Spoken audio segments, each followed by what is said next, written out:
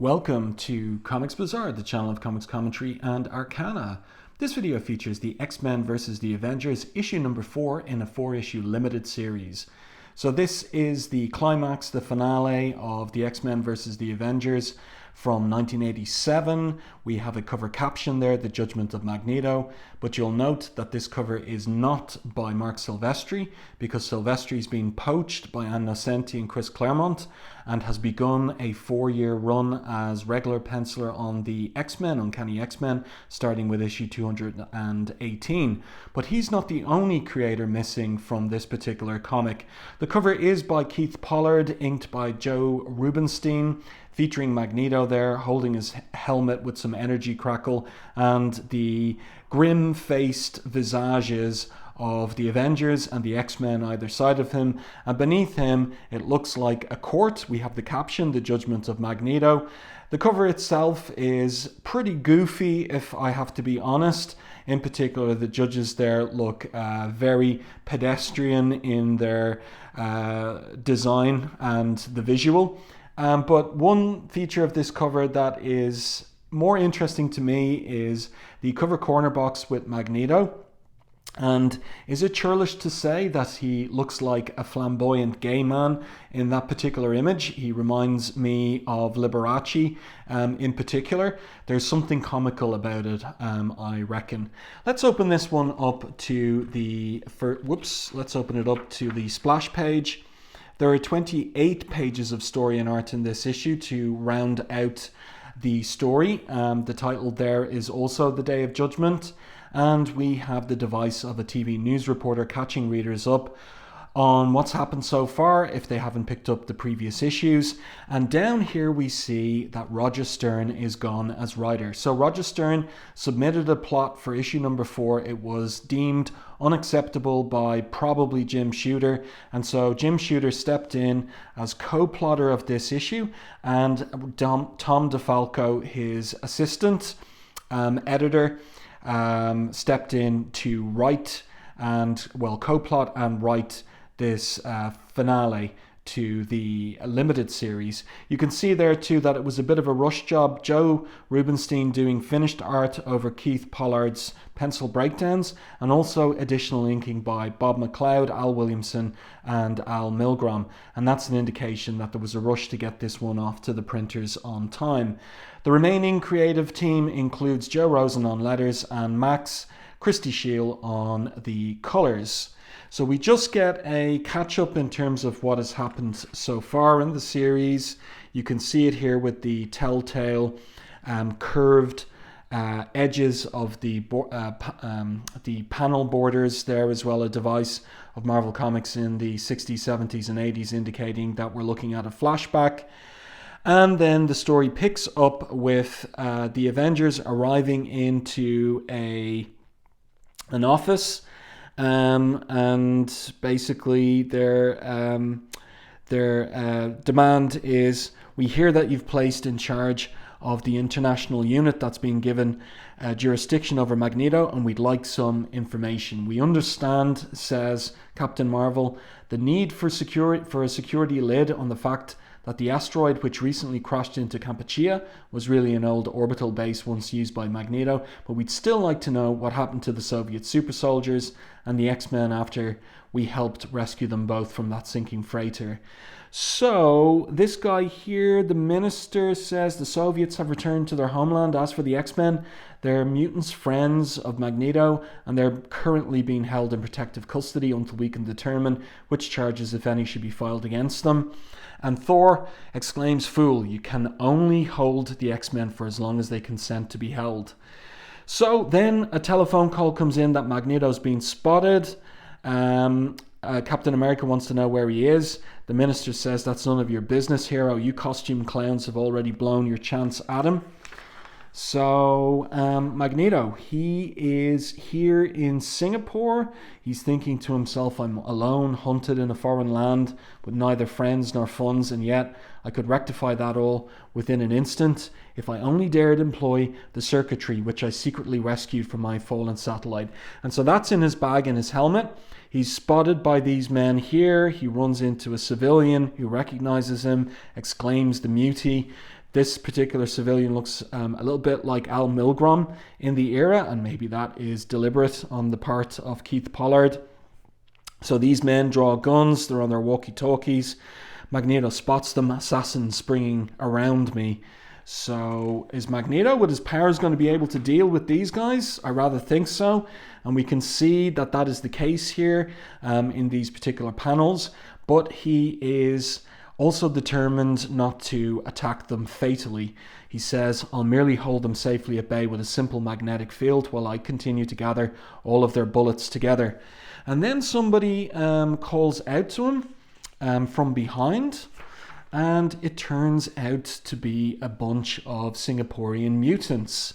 And you can see one of them here, like a Swami, is clinging to the wall rather like Spider-Man, and his code name is Crawler. And this little girl, Lyko, she says, he was easy to find, Crawler. His aura is so powerful. And this guy here, I think he's called the Light, says, come on, Magneto, there's no time to delay. So the Light explains, we're mutants like yourself and we've been sent to help you. Go with Lyko and Crawler now. They'll lead you to safety. I'll distract your pursuers. So this guy seems to be able to shake the ground and the men can't stand. Magneto has a decision to make. Do I dare trust these people? And if so, do I have the right to endanger their lives by allowing them to aid me? So he makes the decision to go with them. I like the Dutch angles that Keith Pollard is coming up with here in the visuals. I think that that's well done. Sometime later, Magneto meets all of these mutants in the Galeria, their humble home, and he's asking himself in his mind, why have I been brought here? Who are these people? Their eyes burn with fear and hatred. Sorry, this guy here is called the Light. And he says, I'm known as the Light. I'm a mutant with the annoying ability to know whenever anyone speaks the truth, an ability which has helped me earn a small fortune in the business world. I've but one question, who are you?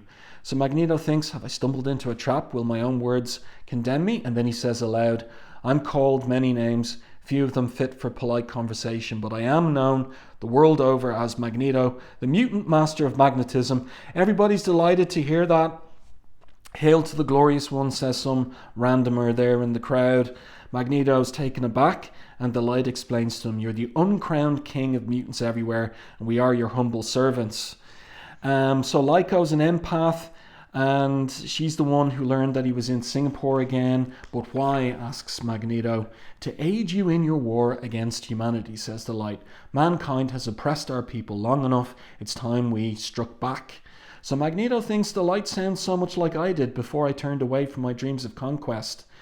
And so Magneto, like he's tempted, getting control or getting possession of the circuitry from Asteroid M again. Maybe he'll use it to telepathically make human beings lose their prejudice of mutants. That's the kind of setup here. Then they're attacked by the human army, and some civilians here are shot and killed. Right in the head there, you can see, but the colorist Max Shield did not break out the red for that headshot because, of course, this is Comics Code approved. You can see the anger there on Magneto's face.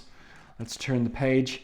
I do find this little panel interesting where he's, having a nice cup of tea and they're having a philosophical conversation before the interruption, the violent interruption. And here Magneto lets loose. Enough, he exclaims. Stop this needless slaughter. But DeFalco has him thinking all the time as well to explain what he's doing. A wave of magnetic force should stun them without killing them. So he's not Magneto of old. He's not the Silver Age Magneto. He is concerned to ensure that nobody's killed. And then he thinks to himself, the fools, did they think that I would idly stand by while they murdered my people? So the mutants escape from the Galeria, and Magneto picks up his case there with the helmet, and he thinks, I currently possess the power to free my people from the threat of humanity. Dare I use it? And again, a Dutch angle there from Keith Pollard in the pencils. I like it. I like the use of perspective as well for the people fleeing and helping each other leave. And also the little screen tone use there by whichever inker it is. Is it still Joe Rubinstein or is it one of the others? Because actually, you know what? I'm pretty certain that this is Al Williamson. those thin parallel lines there, that's a hallmark of Al Williamson, and that screen tone had me thinking of him. So I would bet money that this page is inked by Al Williamson.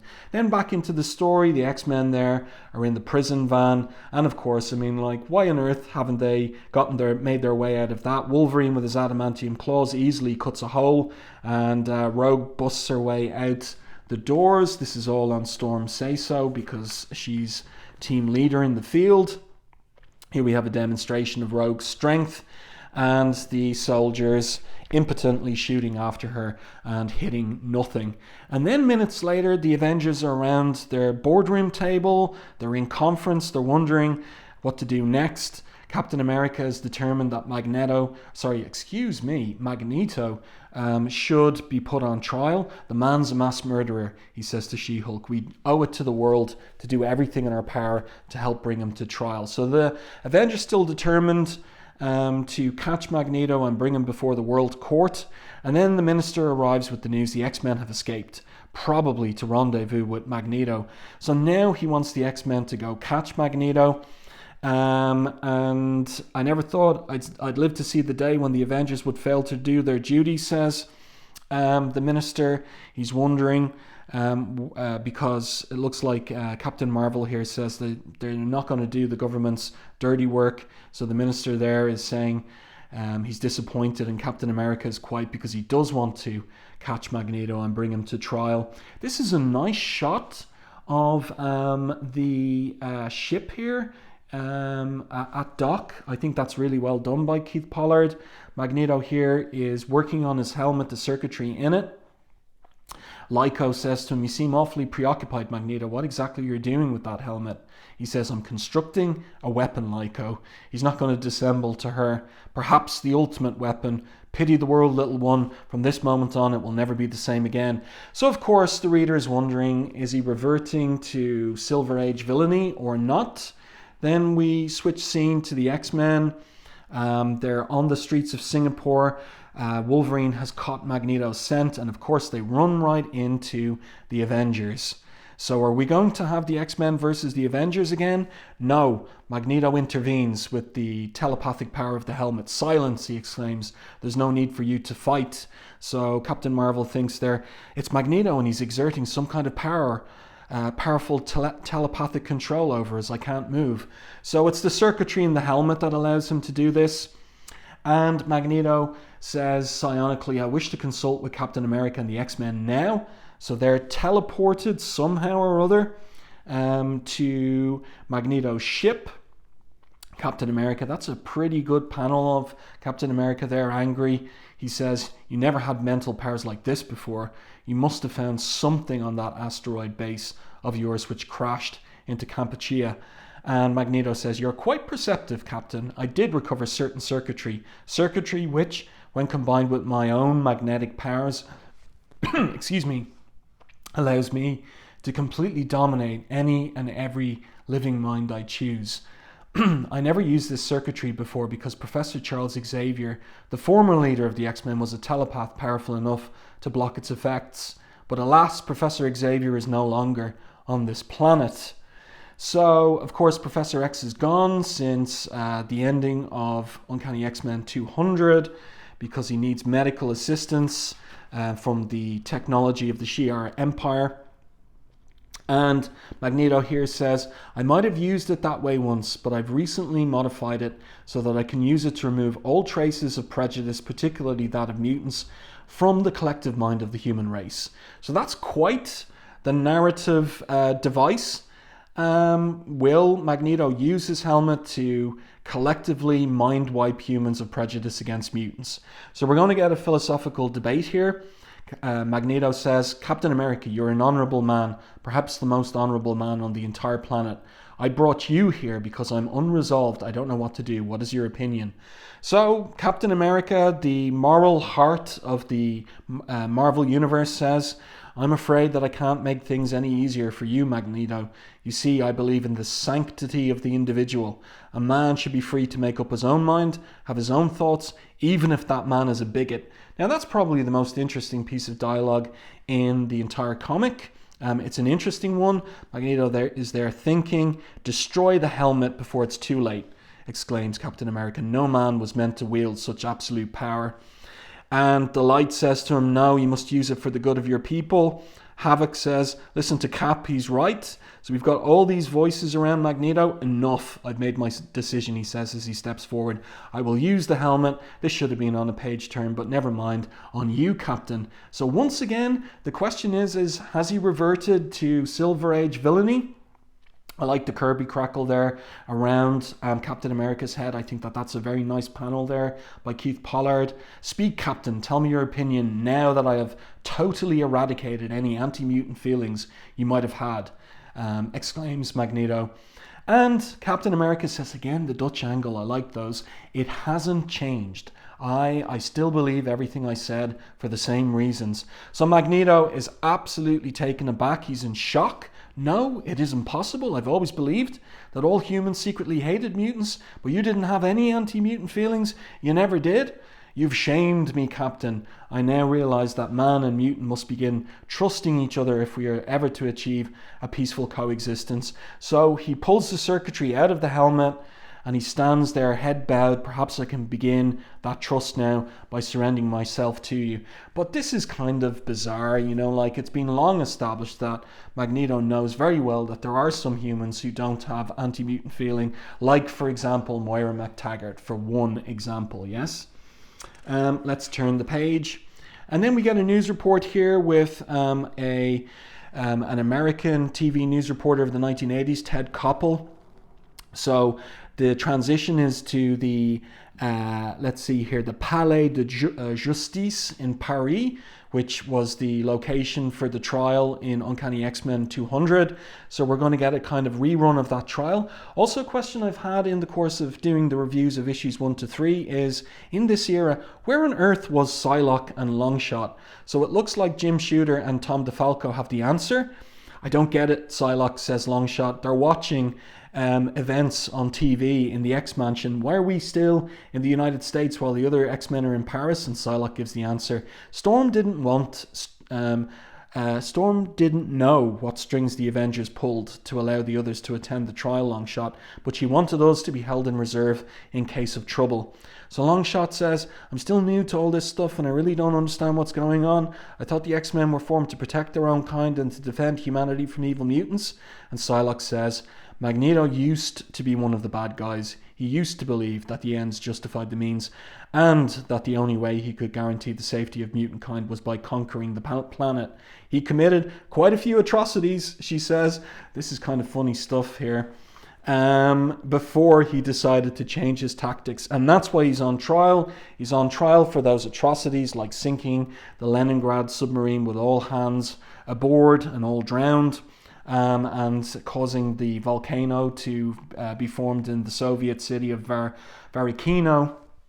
And here at the World Court, Dr. Gabrielle Haller is once again, at the Palais de Justice in Paris, Dr. Gabrielle Haller is once again Magneto's defense attorney, and she makes the case. "Magneto's a mutant who owes his allegiance only to his people and not to any country. He is the uniformed armed force of mutant kind, and he claims for himself the same status any such force would have under any other state or its equivalent. Since his people have not signed the Geneva Conventions, he does not feel bound by them, and that includes the jurisdiction of this court over him. He neither consents to nor recognizes it."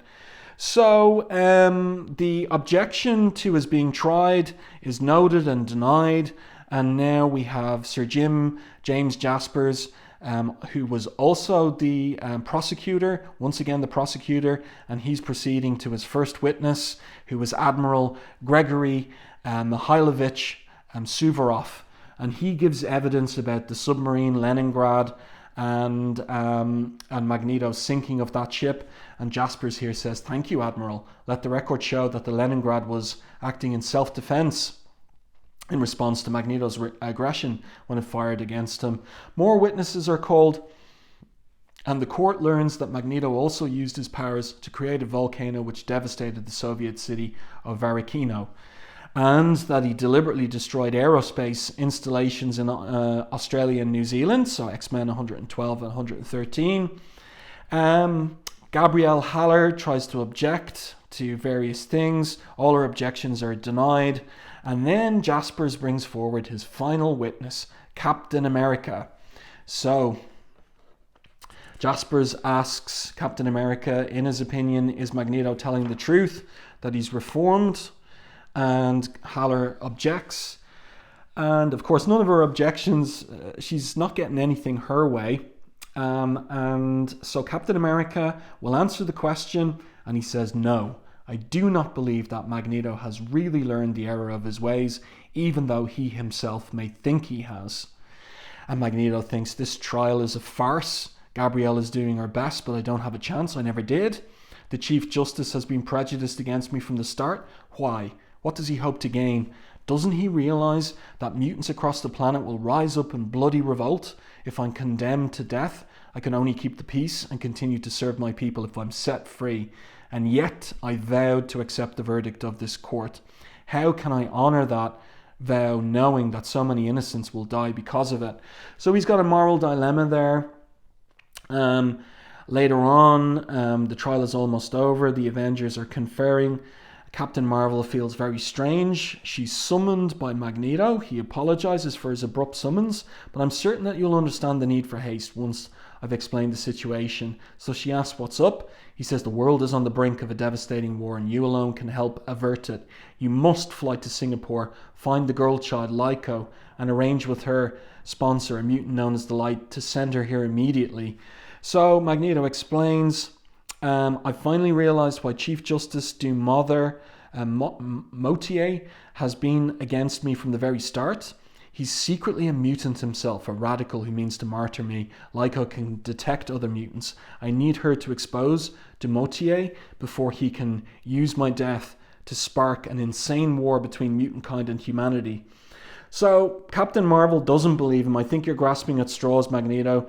But the Avengers did promise you a fair trial, so I'll do what I can to help. So she's going to go get Lyco. Off she goes, and she finds that the mutants in Singapore have been attacked. The crawler guy here says he could have prevented this, Magneto, if he was there. What happened? Who did it? Crazies. Magneto's trial brought them out of hiding, made them think it's safe to hunt to kill us. But we'll strike back. I gathered up Magneto's old helmet and his discarded circuitry as a symbol for our strength, our fury. What about the girl Lyco? She's dead, shot to death. And so there she lies, as broken and twisted as all her other dreams. Captain Marvel, she comes back to Paris. It's only been about 10 minutes since I left Magneto. I have plenty of time for a small detour to look in on Chief Justice Dumotier while I'm still invisible in my neutrino form. So she finds Dumotier here talking with Lady Sutherland, and here he is talking and saying, condemning Magneto to death could very well ignite a war between mutants and men. Of course, from mankind's point of view, now is the time for such a war when it could win. Who knows how powerful mutants could grow in the future to mankind. So, but Lady Sutherland replies, ahem, I prefer to drink to justice. Your words smack of racism. But Captain Marvel is already gone. And she's going to relay to Magneto that Dumotier is human. I knew he wanted war, but I totally misinterpreted his reasons, he says, and they've decided to condemn me. Captain Marvel says, no, I couldn't tell which way they voted.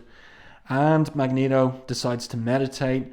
He wants to be alone, so Captain Marvel leaves, and he thinks to himself, I gave my word to abide by the court's decision, but how can I meekly submit to my fate when it may cause the extermination of mutant kind? Am I rationalizing? Is it only death I really fear? No, I cannot permit the slaughter of my people. I must be strong and concentrate. And so mere moments later, half a world away, he's able to telepathically connect with his helmet because crawlers put the circuitry back in, I suppose. And he's delighted. The hour of our vengeance is at hand. So as once again the question is raised, is Magneto going to go back to his old Silver Age villainous ways? Everybody's waiting the next morning for the judgment. The lights go out. Magneto says it'll take a few minutes before repairs can be made. I would prefer to spend that time in solitude. So the guards take him out. And of course, Wolverine there is wondering, Magneto's stalling for time. Why? What's his plan? Let's turn the page. So he goes into the bathrooms. That's really well drawn, that down shot by Keith Pollard. I mean, he can draw everything, really. And Magneto brings the helmet through the bathroom window, puts it on and does something. So pound all you want, he says to the guards outside. I need only a few moments more to adjust this circuitry. So he's done it. He puts the helmet on. What's wrong with me? Why do I hesitate? I'm only doing what must be done. So what's he decided to do? I really don't have any choice. I never did. The Chief Judge, Demotier, stands up to deliver the judgment. And something happens to him there. There's some Kirby crackle around him. Magneto's done something. What is it? Please forgive me, he says. With his back turned to us, takes the helmet off, destroys it. I must now obliterate this helmet and its circuitry so that I can never be tempted by it again. Then the door is opened by Magneto. He's just innocently drying his hands there with the hand towel. That's hilarious. He says, window? What window? Shouldn't we be heading back to the courtroom? So he's there for the judgment. Magneto is accused of crimes against humanity, says Demotier. After hearing the evidence presented here, this court rules that these alleged crimes were in fact committed during that period of time when Magneto was in a state of war against the human race. Only states or their equivalents have the right to declare war. Therefore, in this courtroom, Magneto must be accorded the same rights and privileges as any other warring state. You can see the look on Jasper's there. He's in shock. Last page, page 28. Since he has never signed the Geneva Conventions, it is the opinion of this court that it has no jurisdiction over the accused. While Magneto may have violated the laws of certain individual states and nations and may still be liable to their justice, this court has no right to judge him. He's free to go. So it's a quick wrap-up. It's a very surprising wrap-up. Congratulations, he gets a big kiss from Dazzler there. You can see that She-Hulk is happy too. And Magneto thinks to himself, why aren't the other judges raising their voices in protest over Demotier's sudden change of heart? Or was I wrong about him? Is this the verdict he had always planned for me? How can I ever know the truth? And outside, if Magneto was convicted and condemned to death, then it would have been an uprising, a bloody uprising of mutants that he feared. But now we have human beings who are angered and have placards there, death to Magneto, kill the freaks. I was so concerned with the effects my death would have on mutant kind, he thinks. I never once considered how much my freedom would enrage mankind, would increase their hatred and fear of us. Will this set off the war that I feared and sound the death knell of all mutant kind? What have I done? What have I done? And this whole business of there being a war of mutants against humankind was something that Claremont was setting up in the main Uncanny X-Men title. So Jim Shooter aware of that and kind of probably, I would say, making a nod to that in terms of the wrap-up here, different from Stern's wrap-up, which would have been more ambiguous regarding Magneto and his decision not to use the helmet to mind control the human race to collectively forget their prejudice against mutants. And there you go. This is the wrap-up, not the one that Roger Stern intended originally, and not involving Mark Silvestri. It's fairly competent. It ties together the plot threads from the original 3 issues, but certainly it doesn't have the character of the original 3 issues, and there's no cathartic big fight between the Avengers, the Soviet super soldiers, and the X-Men to round off the miniseries. Let me know your thoughts on this one in the comment section. If you enjoyed my review and commentary, please like and share the video. It really does help the channel. And if you haven't done so, subscribe to the channel and stay tuned for more content like this.